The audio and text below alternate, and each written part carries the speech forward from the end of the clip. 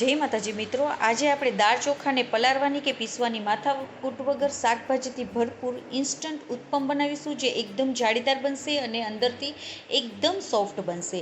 તો તેની માટે સૌપ્રથમ તો આપણે 2 કપ જેટલો રવો લઈ લેવાનો છે. જરૂર મુજબ મીઠું એડ કરી દઈશું અને તેને મિક્સ કરી દઈશું. હવે 1 કપ જેટલું આપણે ખાટું દહીં લેવાનું છે. ખાટું દહીં ના હોય તો તમે તેમાં લીંબુનો રસ પણ ઉમેરી શકો છો.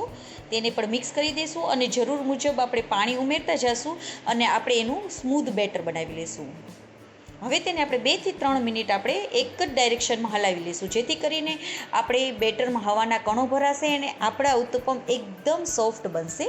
તો આપણું બેટર રેડી થઈ ગયું છે, તો તેને આપણે 10 મિનિટ માટે ઢાંકી દઈશું.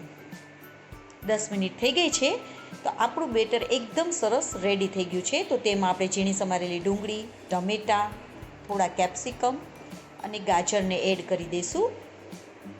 સાથે આપણે થોડા મસાલા કરીશું. તેમાં ધાણા જીરુંનો પાવડર, લાલ મરચાંનો પાવડર, થોડો મરીનો પાવડર એડ કરીશું અને બધાને આપણે સરસ રીતે મિક્સ કરી દઈશું. અને 1 ચમચી આપણે ખાંડ નાખીશું. તો આપણું બેટર રેડી થઈ ગયું છે.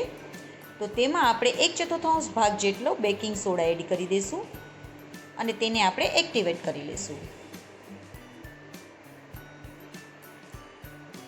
તો આપણું બેટર ઉત્તપમ બનાવવા માટે રેડી થઈ ગયું છે. તો મેં અહીંયા નાની પેન લીધી છે, નોનસ્ટિક પેન લીધી છે. તમે મોટી નોનસ્ટિક પેન પણ લઈ શકો છો.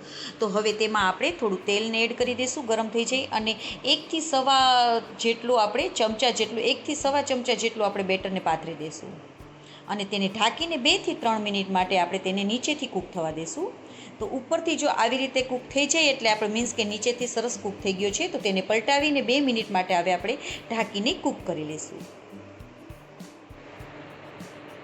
તો આપણો એકદમ જાળીદાર અને અંદરથી સોફ્ટ રવાનો ઉત્પમ રેડી થઈ ગયો છે. તો તમે પણ નજીકથી જોઈ શકો છો, એકદમ સરસ જાળીદાર બન્યો છે. તો તમે પણ એકવાર જરૂરથી ટ્રાય કરજો. અને હા, જો તમને અમારી રેસીપી ગમી હોય તો લાઈક કરજો અને મારી ચેનલમાં નવા હોય તો સબસ્ક્રાઈબ કરવાનું બિલકુલ ના ભૂલશો. જય માતાજી મિત્રો.